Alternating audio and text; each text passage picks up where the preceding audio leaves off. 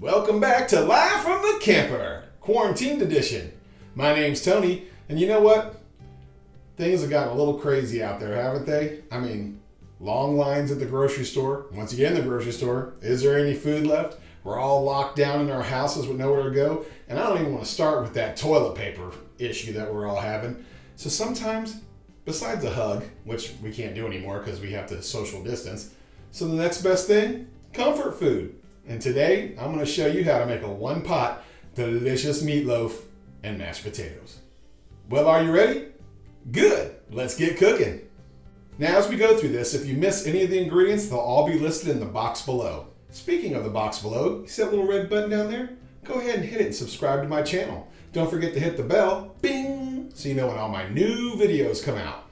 And come on over and check out our Facebook group, the Ninja Foodi Instapot Universe. There we share all of our tips, tricks, pictures, ideas, recipes, all that good stuff. So come on over and check it out.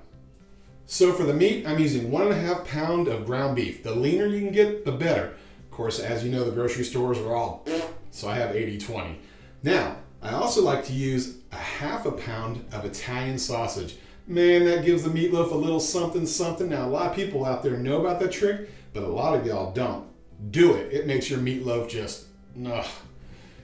I can't even describe it. It's just amazing. All right, we're going to put in 1 cup of breadcrumbs, plain, 1/2 cup of grated Parmesan, 1/2 cup of milk,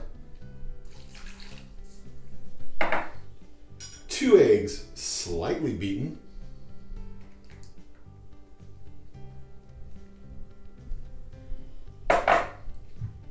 2 tablespoons of regular old ketchup,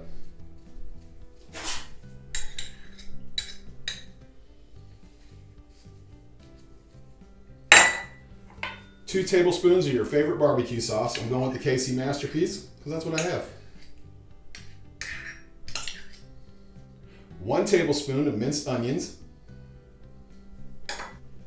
2 heaping spoons of minced garlic, 1 tablespoon of kosher salt, and 1/2 tablespoon of black pepper. Now get in there and mush it all up.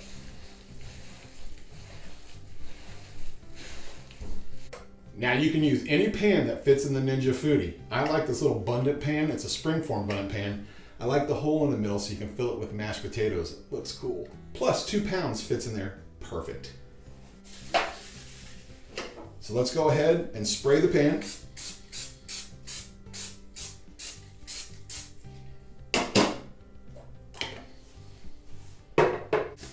All right, don't do things backwards like I just did. Get your pan out first, spray it, then make your meat mixture. That way you already have dirty hands, you can squish it all in there. Makes it easier.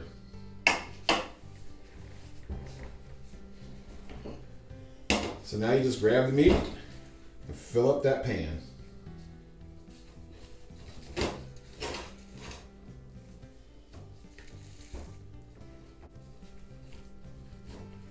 You know, I'll move this over so you can see it better.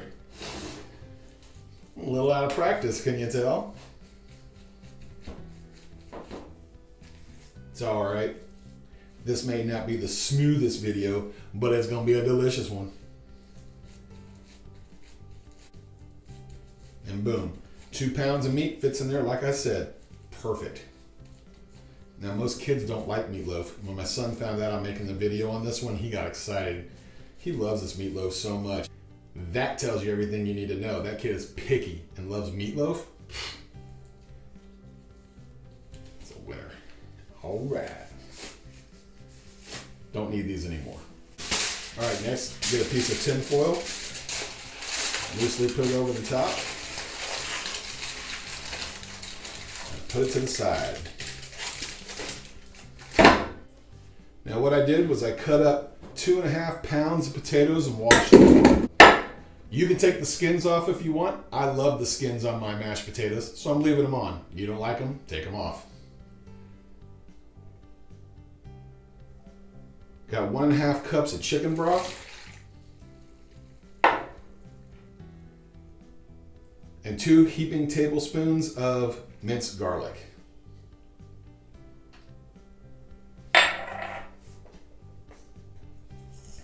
Then I like to hit it with a little salt and pepper.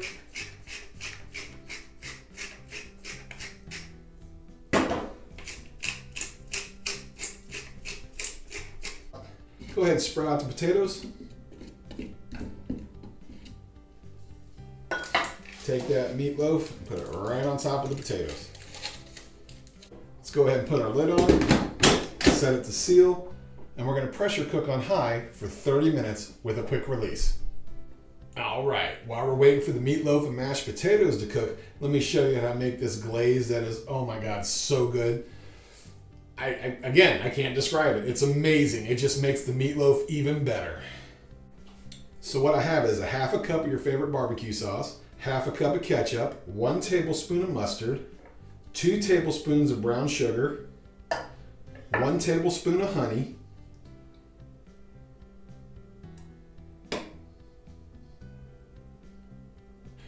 we're going to do 2 dashes of Worcestershire sauce, or 3 or 4, however much comes out. Now I'm using a balsamic glaze. You can find this stuff over where the dressings are. Even in the apocalypse, I still was able to find it. You're going to go ahead and do about 1 tablespoon.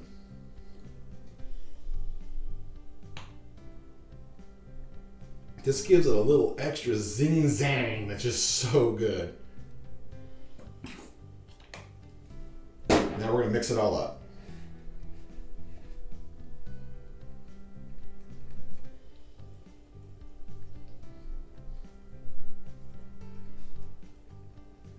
I always have to make a little extra of this because what I do is after the meatloaf's done, we put some on top and we broil for about 4 minutes just to kind of caramelize it, and oh, it's so good.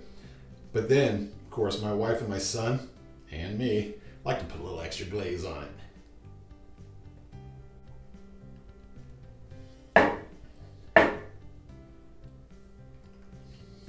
Oh man. Now that your glaze is done, for the mashed potatoes, after they're done, we're going to pour them in a bowl. We're going to mash the potatoes, hence mashed potatoes. We're going to do 1 tablespoon of garlic powder, 4 ounces, which is half the package of cream cheese, half a stick of butter, and I have about 6 ounces of heavy cream.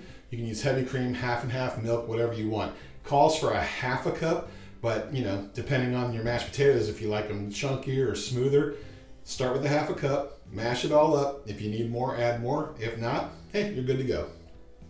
All right, the timer went off. Let's do a quick release.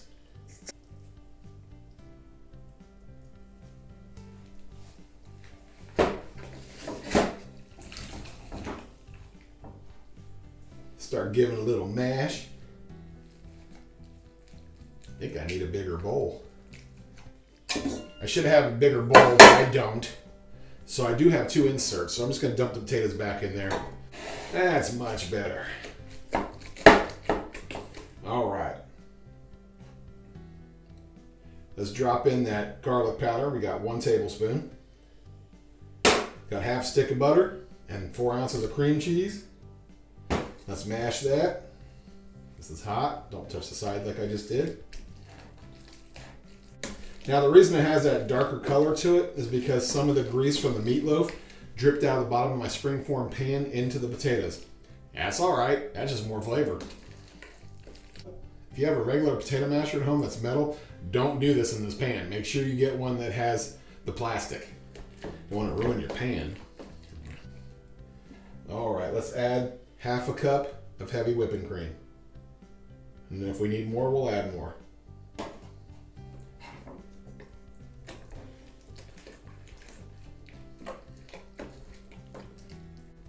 We like our mashed potatoes kind of creamy. If you like it a little chunkier, don't mash it as much.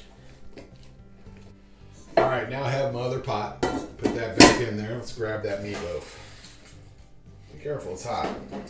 I know, you're looking at going, it looks okay. Just wait. Now I'm gonna take the other part of that springform pan, put it over the top, open that up.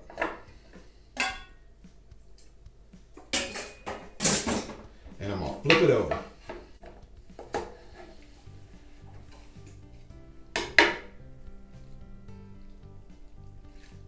Boom.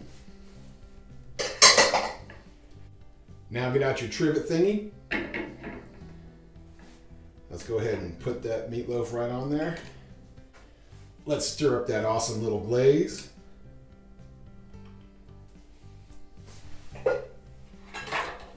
Let's brush a little on it. Don't worry if your meatloaf starts to fall apart a little bit. It's super moist from pressure cooking instead of baking. It's gonna be awesome, trust me. All right, let's put it in here and broil for 4 minutes. All right, it's done. Oh, look at that. Oh, smells so good. Now be careful, it's gonna be hot.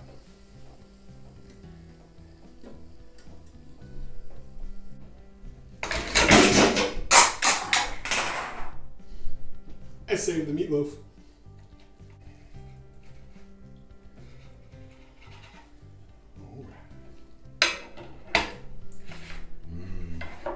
Throw some glaze on it.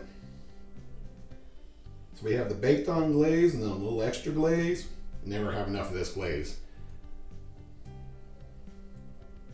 Now let's take some of those mashed potatoes and put it right in the middle.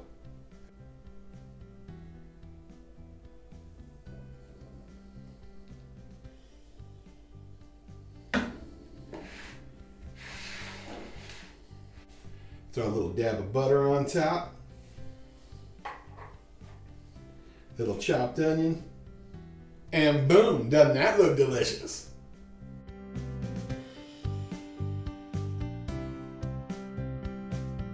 All right, let's get in there and try this. Get a little of that meatloaf.